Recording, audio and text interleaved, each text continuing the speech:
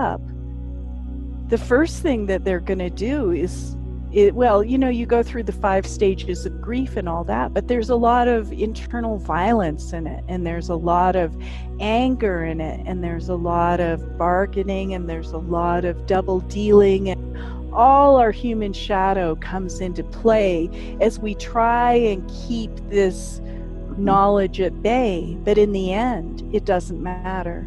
It doesn't matter what we believe, because the knowledge itself doesn't care. It is the situation, and it's irrevocable, and it's marching forward. And you can either kind of wake up and figure out how to process this information, or you can stay asleep. And I don't think there's anything wrong with staying asleep either. Honestly, I think I would always choose to wake up. But, there's some good things to be said about staying asleep. This is a grand metamorphosis. This is the grand rite of passage. It's a personal rite of passage. I think humanity at large will kind of experience it, in general, but this is a very personal rite of passage where we have to look our own mortality in the face, the doom of everything on earth in the face, and walk through that doorway and come out the other side. And we will become deeper, we will become more generous, we will become less quick to anger, we will become more patient, because we will become bigger beings consciously. That grief, I feel it every day. And at one point, I thought it was depression. And I realized it's not depression. I'm not depressed. Are any of you depressed? It's a grief for what we know is happening. And we see it because we are here. And of course it's sad. But that grief is something I've been talking about lately. Talking about turning the grief around and saying, because we are feeling this grief, that we truly are the lucky ones or the chosen ones or whatever you want to say, because we know what is happening. We understand, and we are taking that grief and we are embracing it, because it's a feeling that is actually born out of love. It's a feeling that's born out of love, and it's a feeling that shows that each and every one of you that are here with me, that we care. Now, we don't really know how long or what's going to happen. We really don't. We're not fortune tellers. We know that the ice is going. We know that there's a lot of problems. We see it every day. That I feel like so many people are grieving and feeling things that they don't understand. We don't understand in ourselves, and we mistake for depression, and it's not. It's not. I think we're woke. I do think that's what it is. We're awake to what's going on. And yeah, it's sad, but we don't live every day like that. I don't live every day worrying or sad. I celebrate those things that are beautiful around me. I have beauty all around me. And anywhere you want to look, even if you live in a city and it's concrete, you're going to find some natural beauty somewhere, even if it's one tree. We're going to live every single thing, every day to the fullest. We're going to plant our gardens. We're going to do the things that we do. We're going to go to work every day and do the best job that we can. And we're going to love everybody around us. And we're going to try to make sure that we do that every day.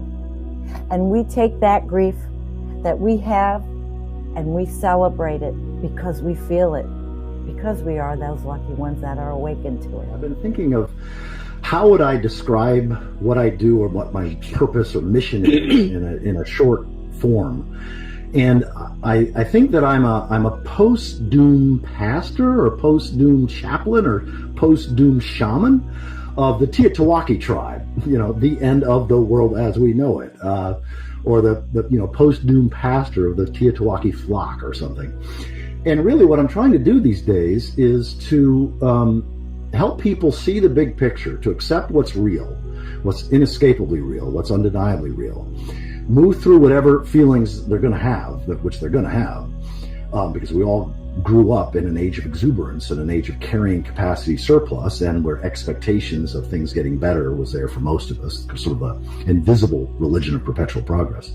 And then that shifted in our lifetime, and now we're in a time of contraction, a time of tightening of in-group, a time of abrupt climate destabilization, and a time of political and economic craziness that makes total sense when you understand the rise and fall, boom and bust of civilizations, but is terribly confusing if you don't understand that, and if you don't have an ecological worldview.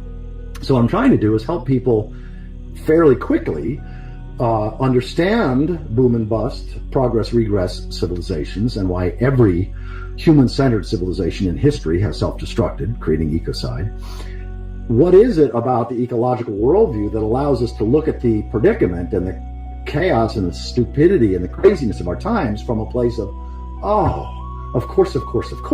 So replacing confusion with clarity, which then tends to open up the heart so people can start having compassion. The blame game starts to evaporate for them, because when you have this understanding, this deep time historical ecological understanding, you just find yourself feeling compassion where you used to have blame and judgment and confusion and anger and all that stuff.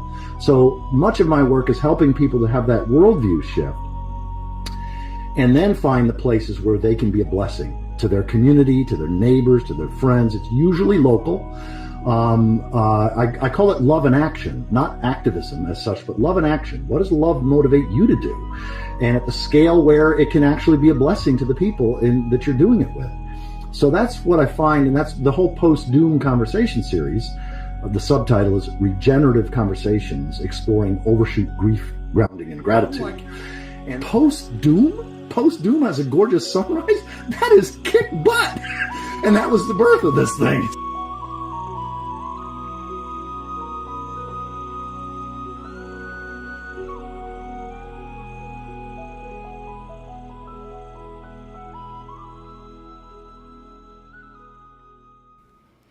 Well, good evening, as people wake up, the first thing that they're going to do is, good evening, you go through the 5 stages of grief and all that, but there's a lot of internal violence in it, and there's a lot of anger in it, in my and there's headset. a lot of bargaining, and there's a lot of double dealing, and all our human shadow comes into Welcome, play everybody, as we try and keep this knowledge at bay. Okay, sorry about that, but the software changed and Sandy hasn't kept up with it.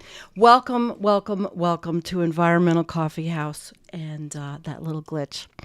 So tonight we are all assembled to honor our friend, Reverend Michael Dowd, who meant a lot to all of us and really gave us an understanding of where we are, where we're going, and where we need to be. And he would really not want us to be grieving, but we are. But he wouldn't want us to feel sad, because he talked about death quite often. He talked about it in a practical sense. We're all going to die. I mean, we live amongst the humanity fighting wars. We live amongst so much difficulty, yet there's so much beauty. And Michael was able to find that beauty in, I think, everything he did. So welcome, everybody, to celebrate him. And Jennifer and Elliot, sorry about that little snafu in the beginning. It is great to have you with me and have Jennifer, my partner, with me since forever now. Thanks. Jen? Yeah, it is great to be here.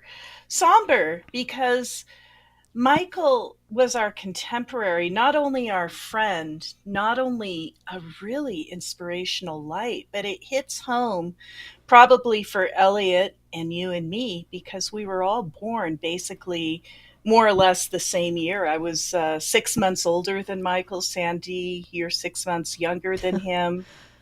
And Elliot is right in there with us. And it's really a passing of an age. And he was just such a light. What a joy. Just an amazing person, helps so many people as well. Um, Welcome, Elliot. So great to see you. How are you doing tonight? Um, well, yeah, I am profoundly sad at the passing of Michael Dowd. I'm going to probably not be able to hold back tears very It's much okay. tonight. I'll do my best, you It's know. okay. I just love the man, right? I felt like I lost my best friend. I mean, we did not know each other directly. We never went out to lunch or did anything together. But if there's anybody on the planet, I would say that's, one of the best friends I've ever had. It would be Michael Dow. And what's amazing is how many people feel exactly that way about him. He was your best friend. He was the person who would support you, who would go out of his way to give you, positive feedback and say you did a good job, or he really Always. loved that latest thing you did. I mean, it was always something to sort of let you know that he understood you at the deepest level of who you were. And he loved you for that, for exactly what that was at every moment. So I'm really sad. I confess, I have not sobbed like that in a long time. When I found out he passed away, I just broke down. My wife just held me. I just cried into her shoulder. I couldn't. It was just uncontrollable. So I am so grateful to Sandy and Jennifer for having me as a guest on this show. And I mean, I knew him for a fairly brief period of time, but I do want to share some of my experiences with him We want that you to. affected me at such a deep level. Okay. Well, we really want you to. And what we're going to do is we're also going to show his breadth and depth of work so that those of you that may not be as familiar with Michael, we can show you that. Elliot has some things to share. Jennifer has some things to share, and then I'm going to try to keep all these comments so that we can then put your comments up and read them and share your feelings as well. Okay? So Elliot, is there anything you want to do to start before we go into the different screen? Do you want to do a reading or tell us Well, anything? I will just tell you that the very first time I ever was in contact was just. It turns out it was my birthday, which it was last year. So I am 10 months older than Michael. He Okay. contacted me on my birthday just out of the blue. And I want to read the opening sentence to the first direct contact I ever had from Michael Dowd to me, right? Just so you can hear it. Elliot, I just spent more than an hour reading and watching your stuff. It's all excellent, of course, and aligns deeply with my own heart and mind these days. I feel like I've discovered a new post-doom brother. So just inviting me in. The very first thing he did was like just say I love you. Oh, And that was him. it just went from there. It was just a snowball of love and affection, honestly, after that. But that was the first. I do want to share one other thing, which is the very last contact I ever had with Michael Dowd. Um, he called me on the day his father died, just a week ago. Oh, really? He called me. I was at the Verizon store. My phone, getting new phones, they don't work, right? And so I'm waiting in line for Verizon rep, and I look down at my phone, and it's Michael Dowd. And I answer it, and Michael said, "Hi, Elliot. My father just died 4 hours ago." Oh, I'm so sorry, Michael. I'm so sorry. And he Oh, called no, no, no, no. Don't be sorry. It's fine. But I just wanted to let you know I love you. I just wanted to let you know you're a really important person in my life. Jeez. And we talked a little bit more after that, right? Just, shooting the breeze for a few minutes. And then he got another call and he had to go. And I went home and told my wife. And she said that's amazing. That he would call you, right? You have got to call him back or send him a card or do something for him in 2 days. Okay. 2 days, Saturday. You have to do something for that man, right? Reach out to him, support him. Well, Saturday came and went and I didn't do it, right? So Passed away. he passed away.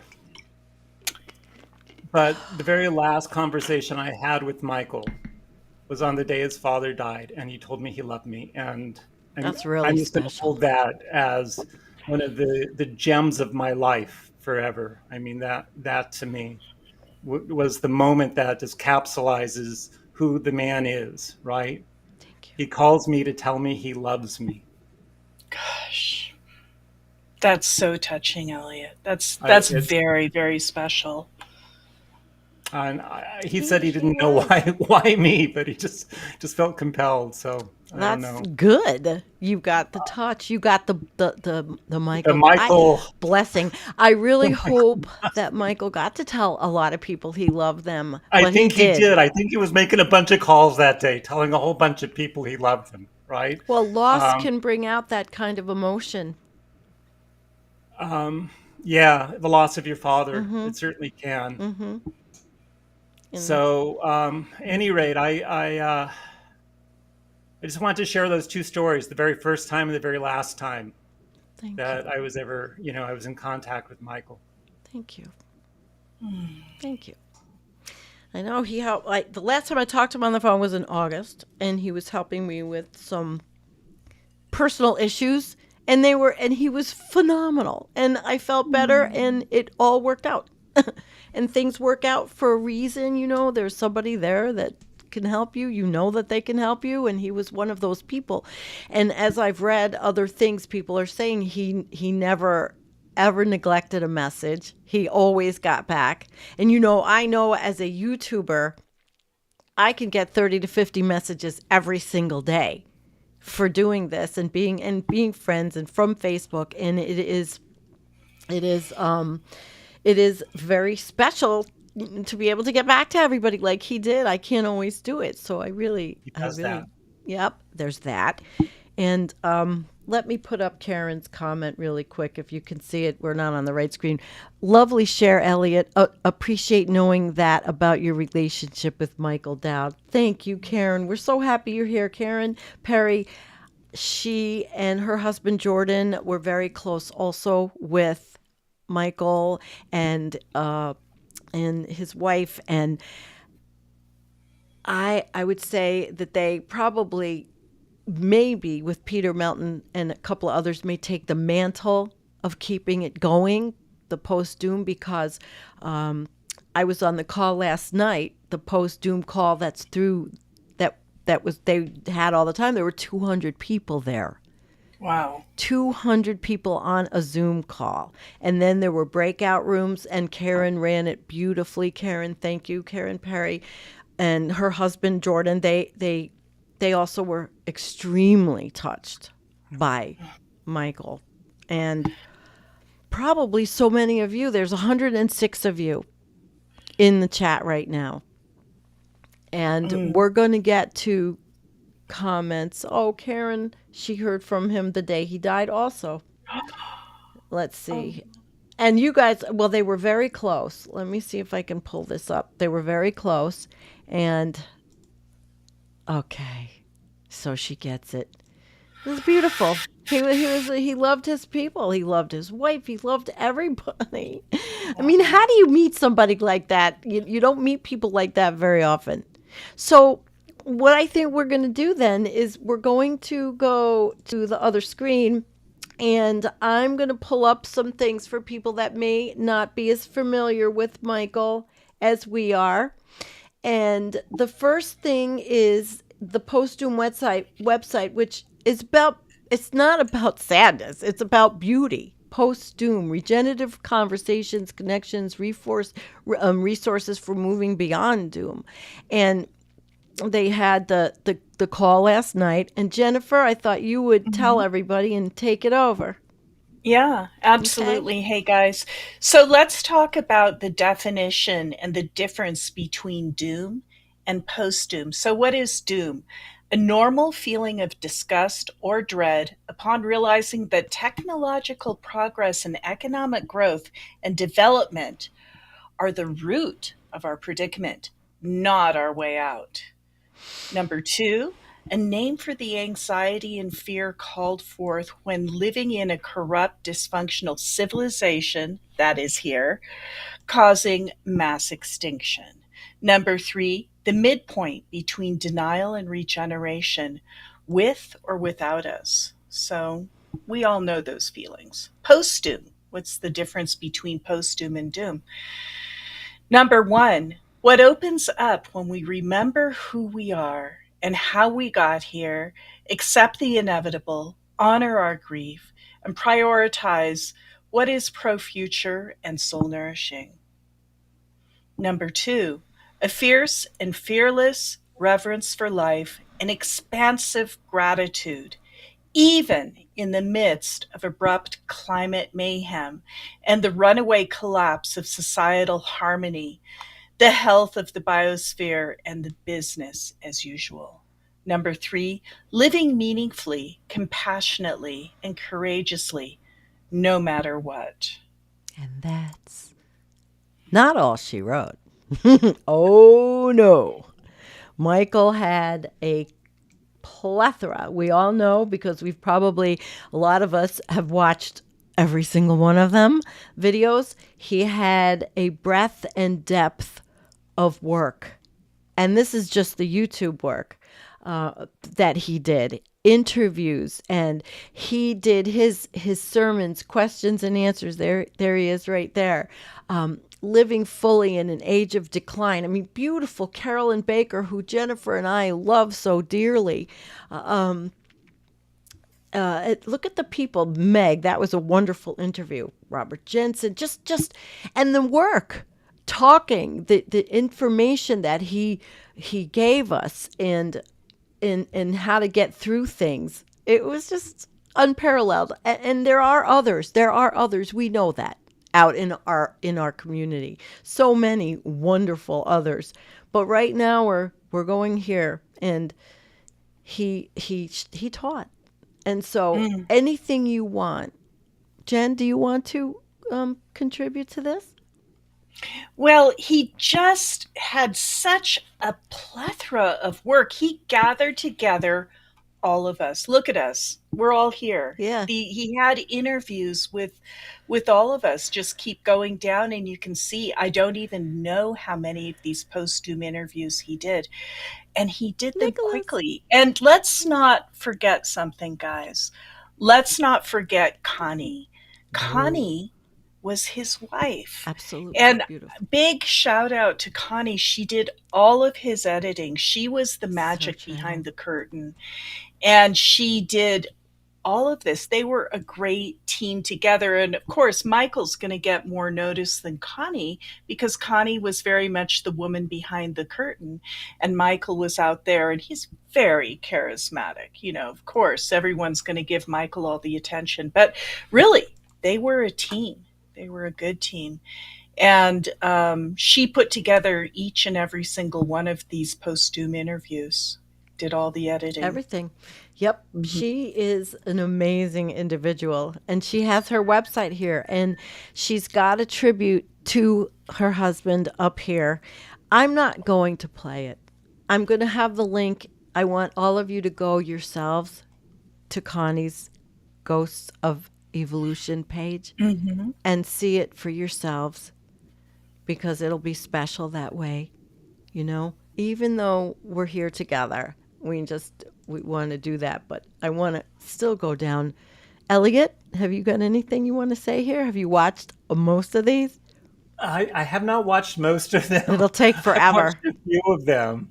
Hi, Some of my Kevin. favorite heroes are on there, of course, and so I've watched those. I mean, I just want to tell you like a funny story about his interviews. Okay. So he wanted to have me on as an interview, right? And I didn't realize it at the time, but one of the Yeah. ways he created these interviews, and I don't believe it was always this formula, Right. is he would say, "Hey, Elliot, I'd like to talk with you on Zoom. Do you mind if I just record it? Because sometimes I like to go back later and re-listen to the conversation. Do you have any problem?" It's like, no, no, no, Michael, go ahead, record it. I don't care. You want to listen to it later? That's fine. So we we had our Zoom interview, right? And because it was just a couple guys talking, it was not really me putting on the face of the climate doomer. We're talking about Broadway musicals, and I mean, Just just we it went all live. over the place, right? Yeah. We're talking Uh-huh. about my wife's work as a death doula, whatever it was. And so at the end of it, he just hung up. Then the next day he said, tomorrow I'm going to talk on Zoom with so and so. And it wasn't going to be one of these post doom conversations. It was just, oh, tomorrow I have a Zoom with so and so. And what I realized is that that was the interview for his, that ended up being the thing that, like, he really wants to get you fresh and raw and who you are. And there's nothing else, it's just, let's just talk. We're just a couple of people. Don't be nervous. Let's just be who we are. Right. But it just turned out that the substance he and I talked about had nothing to do with collapse or climate or other things. So it just really was not appropriate. And he always said, "Oh, we'll do another one sometime," but we just, we never got to it. But so I mean, I just love that about him, right? That he really wanted people to just be authentically themselves in these interviews. That was what was important to him. It wasn't that there was an agenda for what kind of topic you needed to cover. He just wanted the person, That's who how I that felt. person. He let me blab on about my life, and I'm there thinking, oh, I'm talking about just what you said. It wasn't completely about how did I get where I got. It was just, I don't know. I'm an interviewer, so I was being interviewed. So you talk about yourself. Some people didn't like it. Some did. You gotta have a Yeah. tough skin in this business. But anyway, it's not a business. It's a life. It's an understanding. It's what we know. And there are the two of I woke them. up to climate change I don't this know week, if you could and hear I'll never it. be the same. Yeah. Can you hear I it? too woke up to Yeah. climate change this week. I call it my climate change come to Jesus moment, and I'll never be the same. I'm Connie Barlow. And I'm Michael Dowd, and we've been living on the road all over North America for the last 11 years. I think we've spoken to about 1,700 groups. Amazing, on huh, science guys? And inspiration and sustainability issues. So we're not new to the climate change topic, global warming. We've known about it for years and been concerned about it. But there was a fundamental transformation that happened over the course of the last week. And I want to tell you guys that there were people at the meeting, the Zoom meeting last night, that knew Michael and Connie for that long, Really? Yes. There were people from churches and people from our sphere. I mean, it was really very moving. It was very moving. And in my breakout room, I met complete strangers that I did not know that are in different churches or spheres. I mean, I'm completely not that. And it was just great. And he had the man just opened his arms and he had the world. He literally had the world. And we have him by all of this work that he's done. And he was a great educator. He was Absolutely. an amazing That's what this is. educator, and he read so many books, recorded him reading so many books. He had a marvelous voice. Who doesn't love Michael Dowd's voice?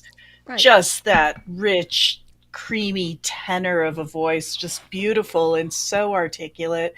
He really contributed to this world and tried I to think so. educate and bring people into Completely. understanding, bring people into light in all sorts of different ways in the midst of a very doomy situation, our predicament.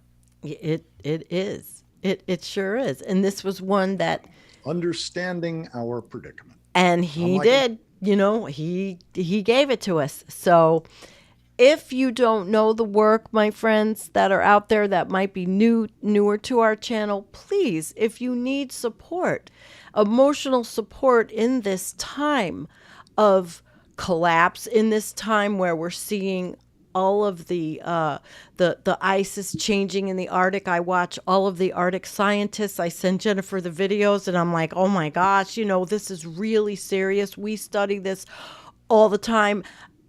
And Elliot has done amazing work with this. And Elliot, I want to actually give it to you for a minute to talk about what you've done for people that may not know you.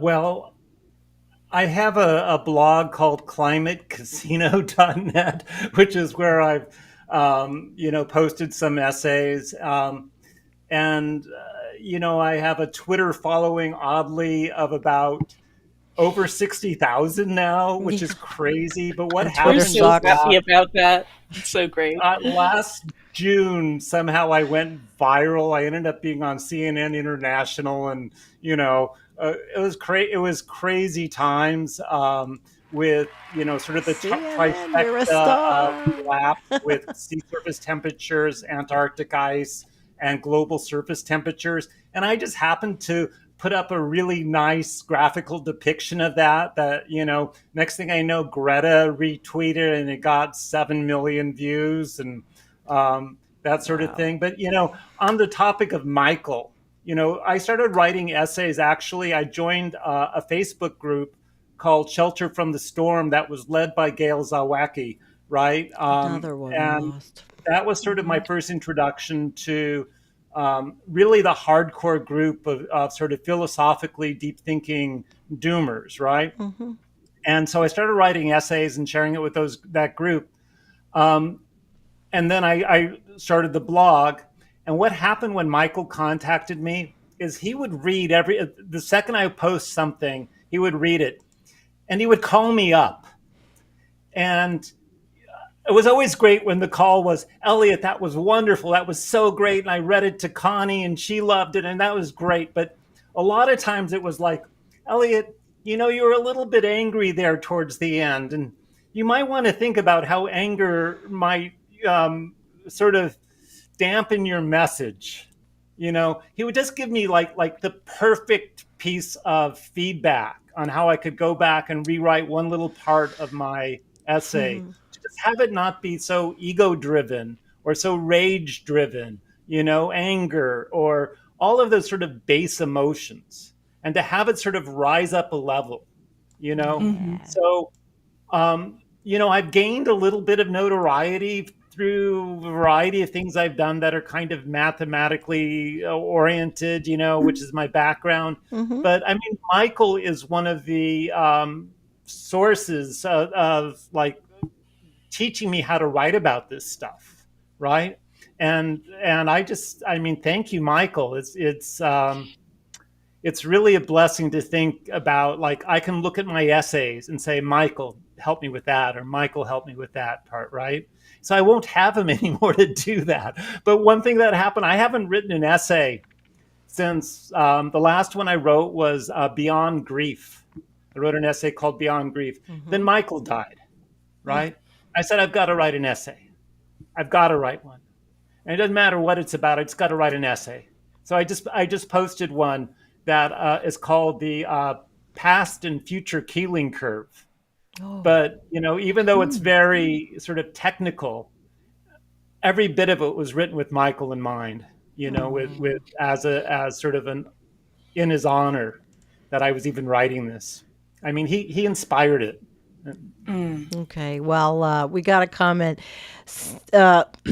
Sam, Elliot, I prefer your rage-oriented essays. Yeah, thank you. Like choking on hope. I got to tell you, I wrote an essay called "Choking on Hope" Oh my gosh, just for did you? Sam, Just because for Sam. Oh my gosh. Sam dared me to write an essay about, you know, using the word hope as many times as possible. And so the essay actually opens with the word hope 13 consecutive times. Jeez, did it. And I think I lowered it to 5 times. And Oh Sam, boy. because I knew Sam couldn't get through that.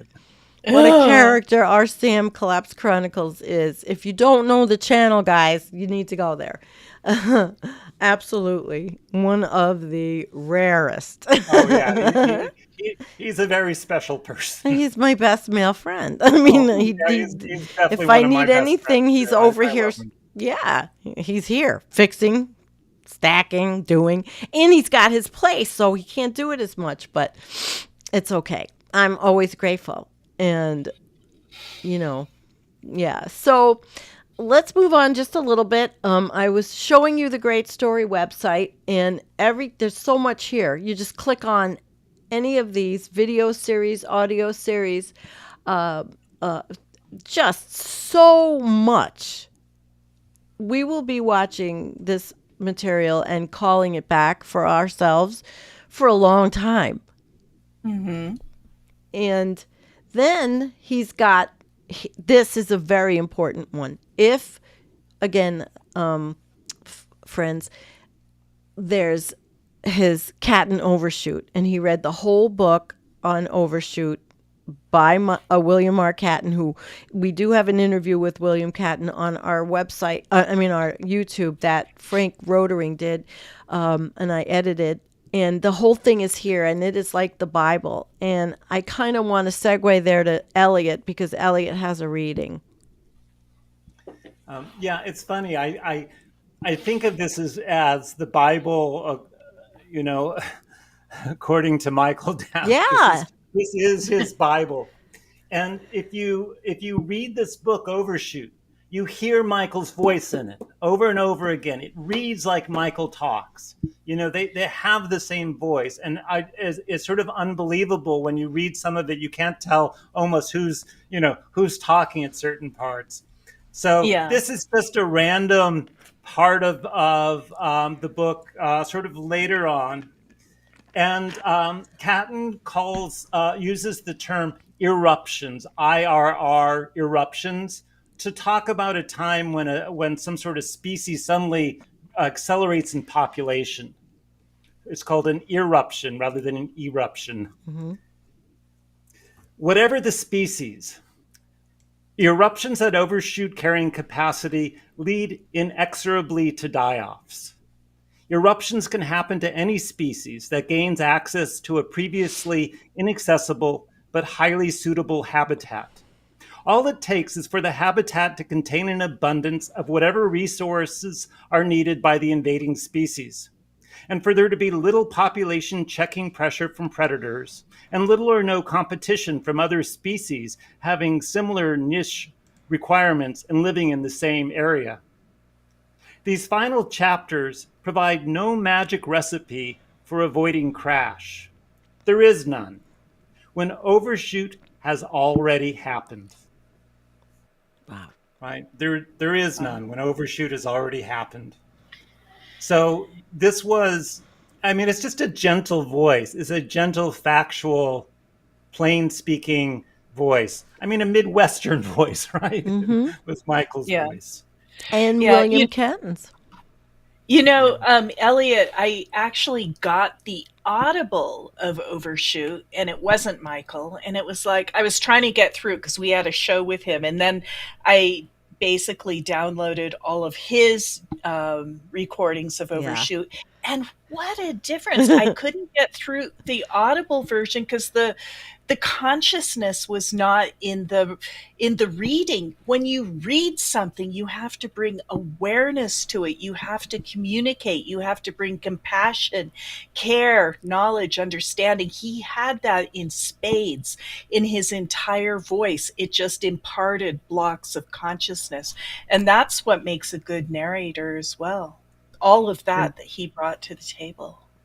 This was his book. He just treated it as the single most important book ever written. And he would say that over and over again in his videos. He would talk about the impact of this book on his life and on his understanding of how the world works. And I think that's true. I mean, to this day, you look through books on climate change, right? And it just sort of feels like they're reading corollaries. They're talking about what happens after, right? What the consequences are. But this book absolutely lays it all out. And the only person who ever really followed up this book in a meaningful, deep way is William Rees, right? Who just like took it to the next level, right? Just started here and went from there, right?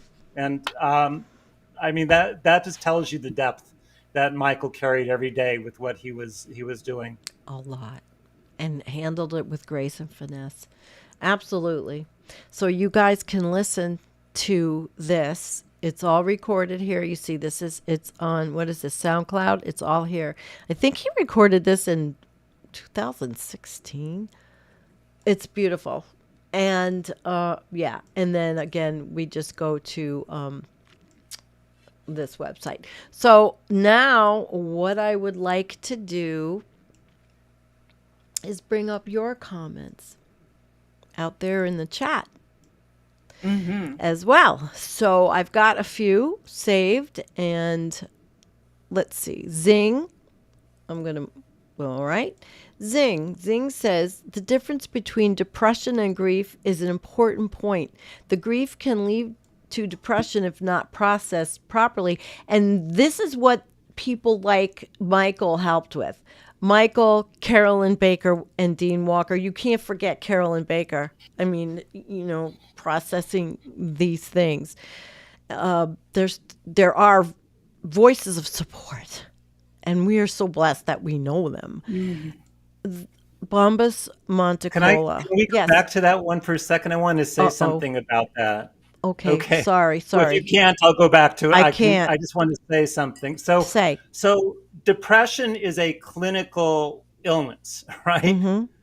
Grief is not a clinical illness. So if you have depression, you should be seeking some help. I mean, you don't want to go outside. You don't want to talk to people. You don't want to be social. You lose your motivation to do the ordinary things in life that used to bring you joy.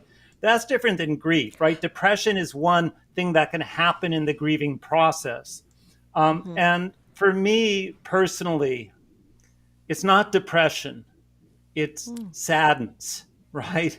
There's a big difference between depression and sadness.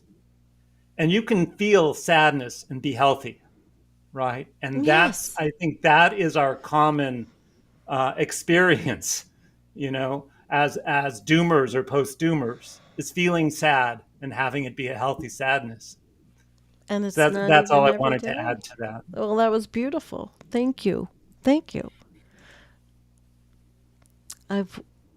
This person was very, very touched and hurt. I've woken up here in England at 2 a.m. to join others who want to, in some small way, pay tribute to Michael Dowd. I'm terribly sad Michael has gone. Well, if I can say one thing, and Karen could back me up, we know Michael explained death very well. Dean Walker has a video on his website that Michael's talking about death matter-of-factly, and it makes sense, and he was not fearful. And yes, we've lost somebody, but we have this amazing legacy here. Right? Mm-hmm. Oh, that's wonderful. Thank you, Bombas Montecola. I'm glad you're here with us. Mm-hmm. He touched all of us. He touched all of our hearts. He had a gift of bringing people together and getting them to wake up and process the biggest thing that's really ever happened on Earth from our perspective. And he just was such an artist, really. Yeah, I would say that. I'm just looking for a couple of more comments that I may have missed because you're all commenting away. But All right. We have Karen, again, the lovely Karen Perry. So grateful we get to have Michael Dowd able to speak truth to us still, because it will be. You can always get it online until you can't.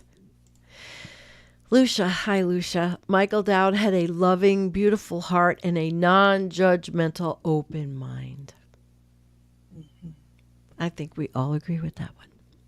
Absolutely. Hi Hans. Good evening, everyone. Let's hope there are a good force out there to come home to for Reverend Dowd's sake. Yes, thank you, Hans. Thank you so much for being here. We appreciate you. Hi, all. Very sad news. Such a shock with all the bad news. And to lose Michael like this is such a reminder of the fragility and preciousness of life. Yes, it is. Precious every day. I feel that way. And I feel that way about the people I love. Two of them that are with me here on the screen.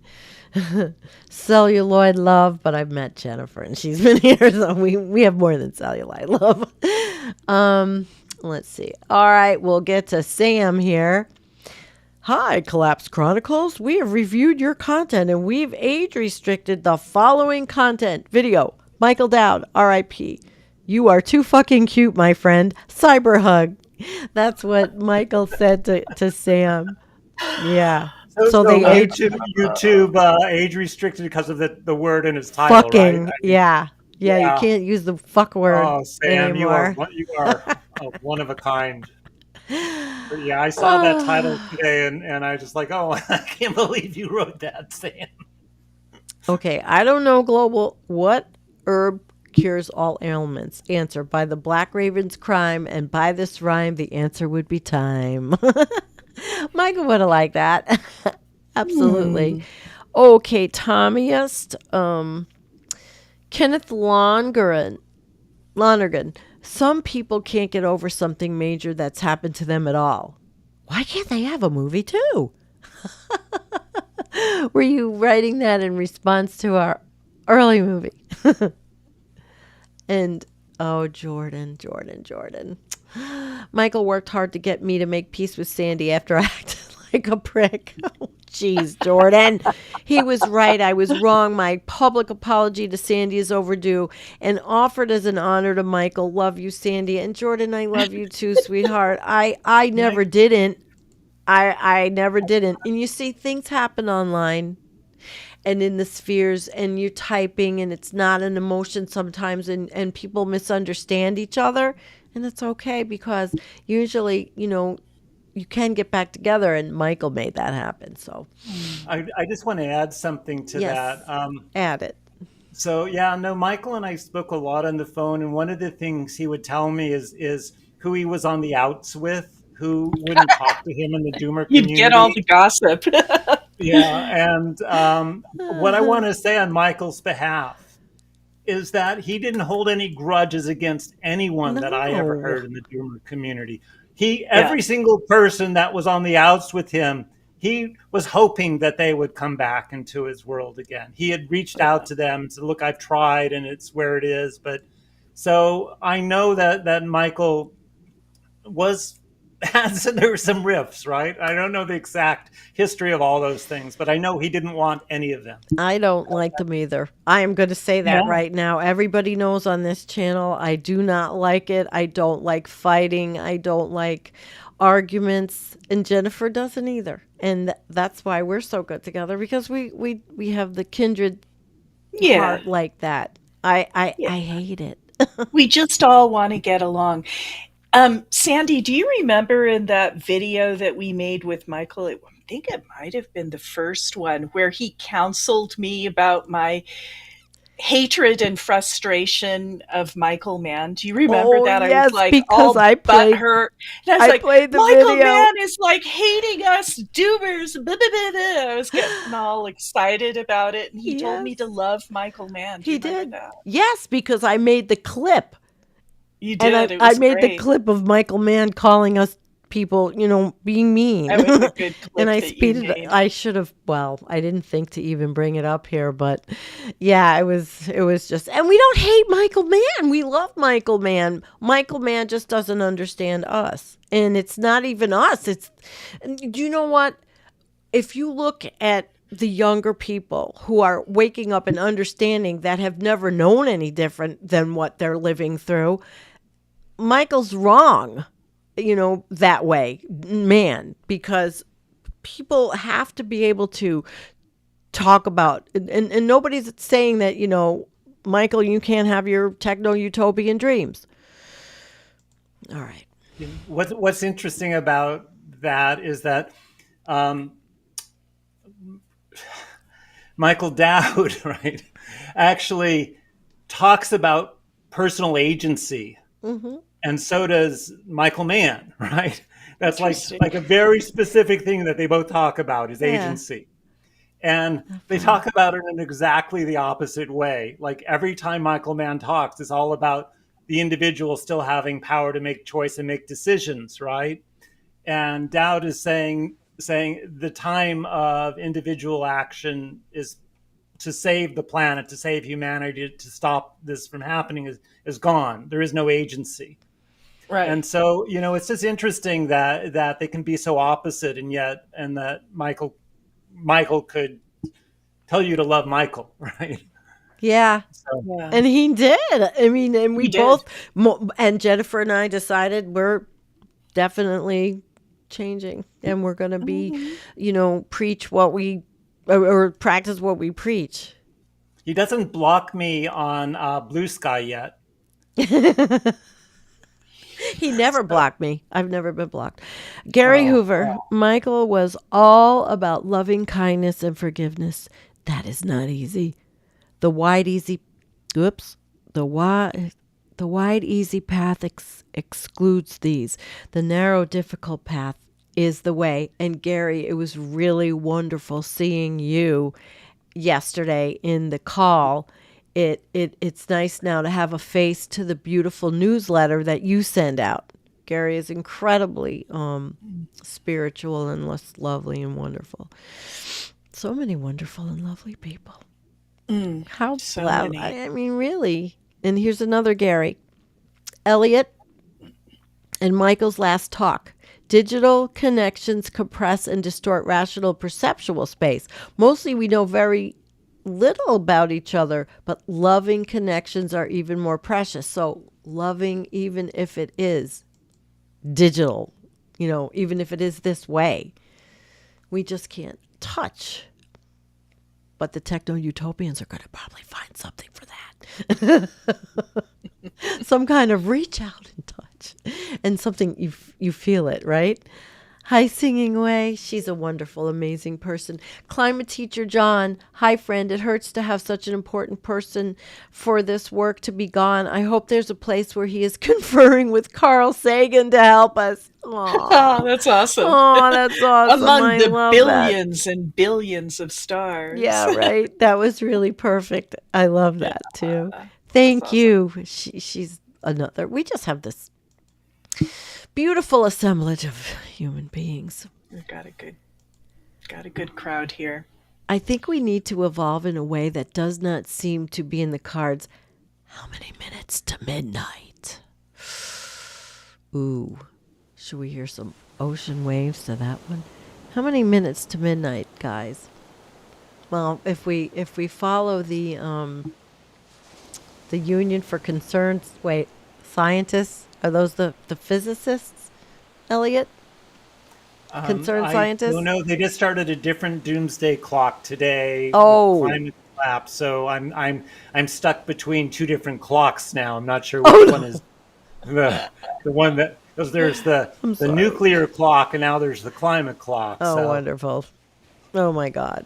Well, Tim Bob, Michael is just post-life.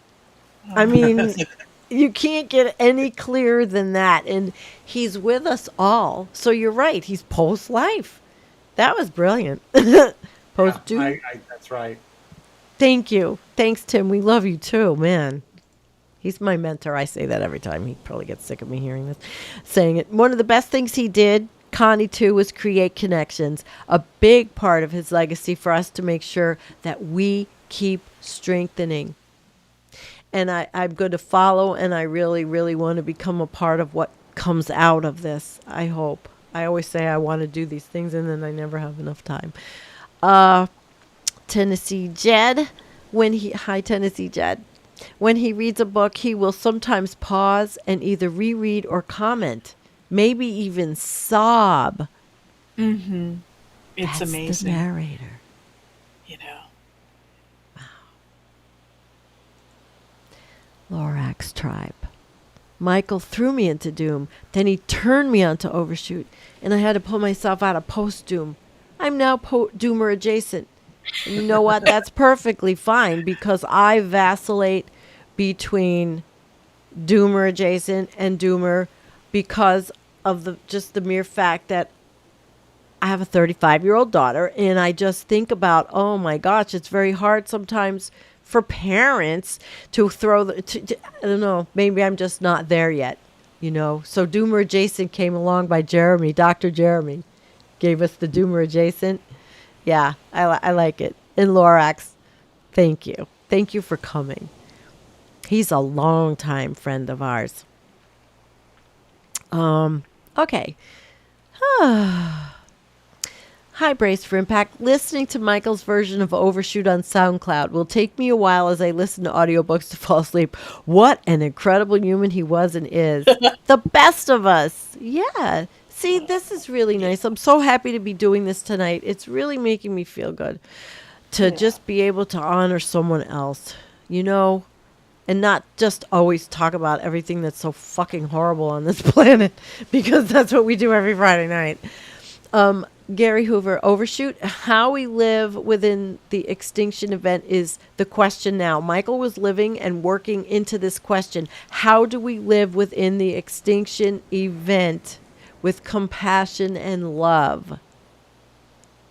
That is... Well, Gary, maybe you need to step up to Gary is so part. profound. Yeah, I love your comments. I know. So fabulous. You should read his newsletter. It's beautiful. Okay, let me go to RP. It's been so therapeutic and encouraging to hear a voice like Michael Dowd's in these times. I mean, this is great. I'm so happy that so many people are here. You're not regular viewers of ours, but you're here because of Michael. So that's really, really sweet. Thank you. And come back. William Dillon, I'm going on 6 years and I find my feelings transition from incredibly sad to feeling fine and accepting. Do either one of you want to comment to that? I don't feel fine. The thing that keeps coming to me is that we live in such a privileged part of the planet, and it's so brutal in so many places right now to just be alive, to just get the basics, whether you're in Libya or you're in Brazil or you're in Canada in the forest or you're somewhere where it's 100 and, they said an all-time temperature record in winter, like there are just parts of the planet where it's really hard to live. And I've just been really thinking about the reality of collapse, not just the intellectual game of collapse, but the reality of collapse, and how easy it is for us to sort of think that we can be spiritual or we can be at a higher sort of level on the hierarchy of needs, right, on the Maslow chart, and what it's really going to be like. So I really honor that Michael wanted to push us up. He always wanted to push us up, to elevate our thinking about that. But I think that's, forgive me, I think the shit's getting real. Right? It is getting real. And we're going to find out right now. We're going to find out very soon. A lot more people are finding out every day. Right. Absolutely, Elliot. 2023 is not like the other years. And it's kind of amazing that Michael chose to leave this earth, or happened, who knows how it happened, in this year where everything is taking off. The patterns are broken. It's a completely different thing. And I'd like to say also about that flopping back and forth with doom, from feeling good to feeling doomy.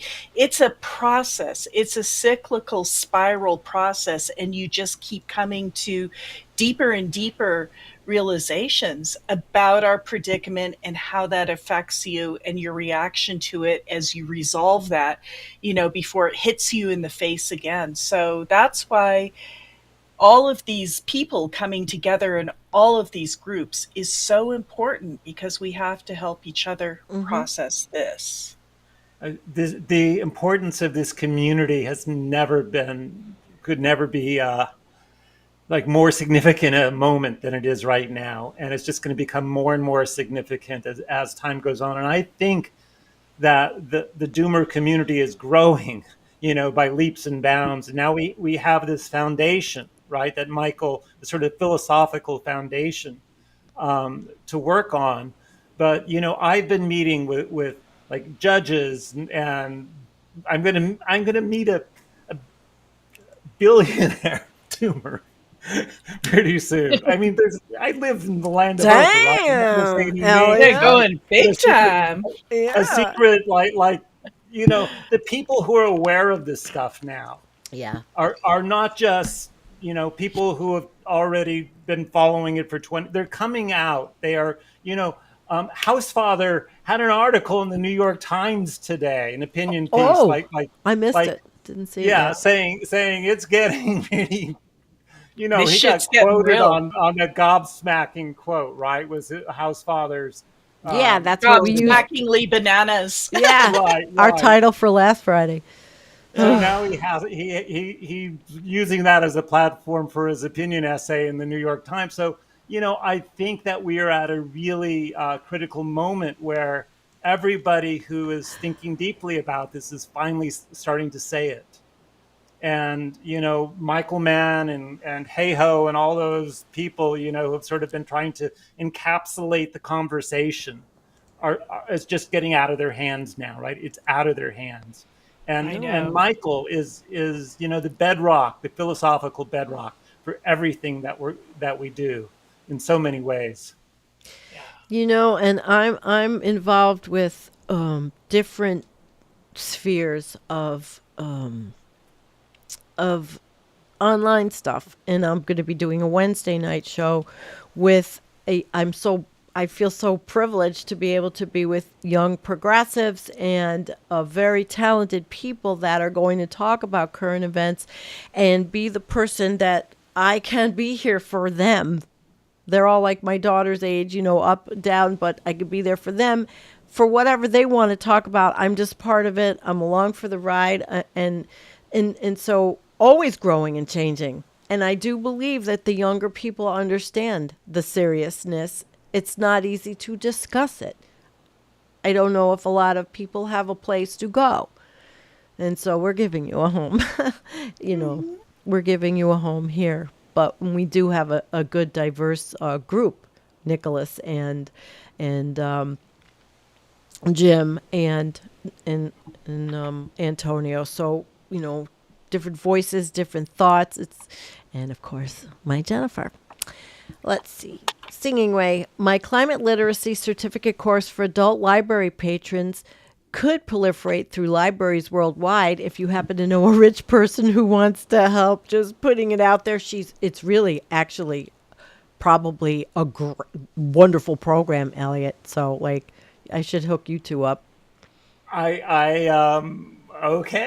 We'll see what happens next week. Okay. Well, I guess it's in November sometime that this conversation. It's strange living in Santa Barbara and having like the Royals and Oprah and Ellen DeGeneres. I mean, it's sort of like all these people are here, right, and they're not. This is not on their radar yet, right? And they're just starting, right? Like how can they not be when they see the fires 50 miles away? No, not 50 miles away. Oh. It was a quarter of a mile from my house. You know, Right. they dump water on the road to keep my house from burning I down. remember that. That was pretty. So yeah, no, the fires are really bad around here. And then the mudslides, you know, it went right into Ellen DeGeneres' backyard. These mudslides in Montecito in 2018 that they had. So you know, it's very real, and it's about as real here as it is, you know, anywhere in terms of the potential for a catastrophe at any time, you know, and we get that, but I don't want to, you know, yes, the answer is yes. If this person comes to me and says, hey, do you know a program I could support? I'll go, yeah, I just happened to hear about one on the show last week. And it's a library Yeah, program. I know that's a great idea. Absolutely. Okay. Got it. Hi, Jordan. Collapse acceptance is not giving up or giving in. It's the starting point to love in action and the truly hard but meaningful work there is to do. Michael wanted us to all embrace the potential. And Jennifer and I, we try, and we're doing it, and Elliot's doing it. We're doing this. We're living that way with intensity. And what does Guy McPherson say? Living intentionally with meaning. I've never heard that name before. Who is that? Well, I'm just saying. I didn't hear it. It got muffled a little Stop bit. it. We're all in this together. We're all in this together. And we need to live with urgency. One element of the interrupted ongoing conversation Michael and I were having, how to lovingly engage the many young people with small children in this conversation. Okay. That was probably pretty heavy, and that's what I wrestle with because of the young people that I know. You know, what can I say? I say prepare them, teach them to use their hands, teach them to be able to make things, make food, grow food. That's what I can contribute. The hands-on things, the way I live my life.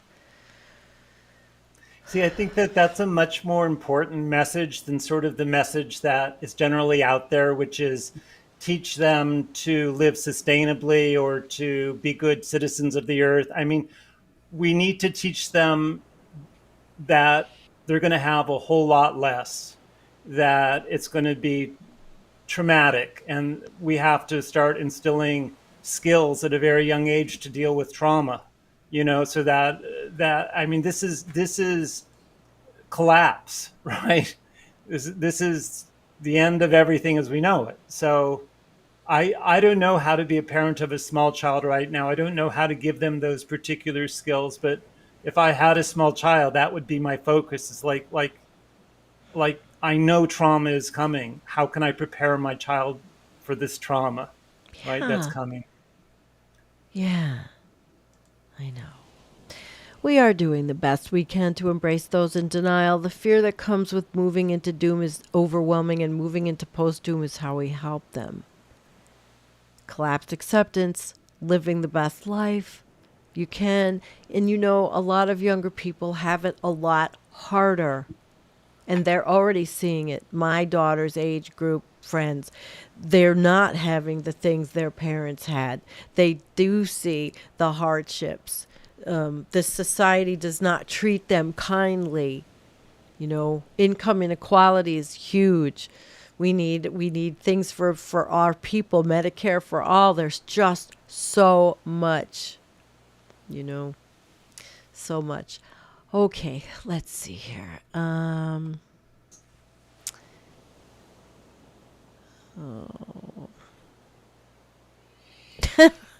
I think I read Overshoot for my environmental geography class in 1993. Could have been. It was only 10 years old at that point. Yeah. Didn't it come out in 84 or something like that, Sandy? 1980? 80? 80? Maybe 1980? Yeah, you probably did, Void. 1980 right here on the copyright Is it page. 1980? There you go. Look at that. Look at that. All right. Well, listen, we are a little over an hour, and I will take a leaf out of Michael's book and keep love in my heart for all. Isn't that beautiful? Thank you. We're a little over an hour, and I do think we've done a really nice tribute. What do you think, guys? Is there anybody in the chat that wants to comment? Oh, wait, let's see. Hi, Daniel. I got a compost tea that I inoculated with my and it's awesome. Oh, and humans have become a cancer to the planet. Become. Well, thank you, Daniel. It's really good to have you here with us. Yes, Can I yes, just yes. One Yes, more of sort of course. why I love Michael's story. Yes, absolutely. So Catherine Ingram, has this essay, Facing Extinction, that is this incredible, loving, beautiful essay that she wrote. And recorded the audio and put it up on YouTube in 2019. And she took it down in 2022 because she said essentially it was out of date and things had moved too far, and she would have to rewrite the whole thing to sort of bring it up to date, and she didn't want it. So if you go to her website, right, Catherine Ingram is not on there anymore. But Michael Dowd has it up on his site, right? And he told me in a conversation, he said, Catherine asked me to take it down, and I said no. Good. So that's Michael, right? It's like he just said no. I am keeping this essay. You could sue me, do whatever you want. I am not taking it down. I certainly doubt she did that. Or that's where you find it, is in Michael's section. It was put back up on YouTube, Poetry of Predicament, just a few months back. Also has it up now. But I just so honor Michael for him realizing that was so important to have that essay available to us. And just like, we're going to do this, period. Forget it, Catherine. I'm not taking it down. I love that. Thank you for sharing that. Karen, I'm going to give you the last, well, there's two. Karen and Jordan. Thanks, Sandy, Jennifer, and Elliot. Great honoring. Thanks for the mods for being here. Thanks to everyone for sharing this time honoring Michael. Let's lean into it for us, for the kids, for Michael. That's beautiful. No, I have to find Karen's. Oh my gosh. I think I lost it and it was really nice. I'm going to find it. So if you guys want to chit chat for a second while I find Karen's beautiful. Here it is. Okay. I'll say again, Michael died really well. He was ready to go, had made amends, and was super ready at any moment. It's the biggest last listen for all of us to learn from.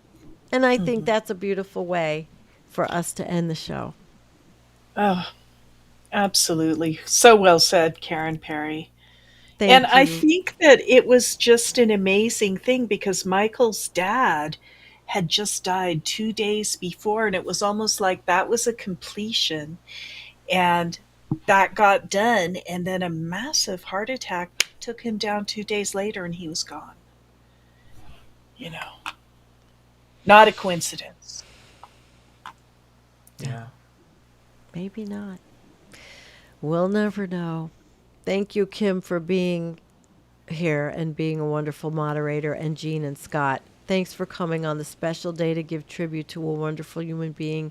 He will always be missed, but we can still hear his legacy through his videos and writing. Thank you, Kim. That was a really good last one also.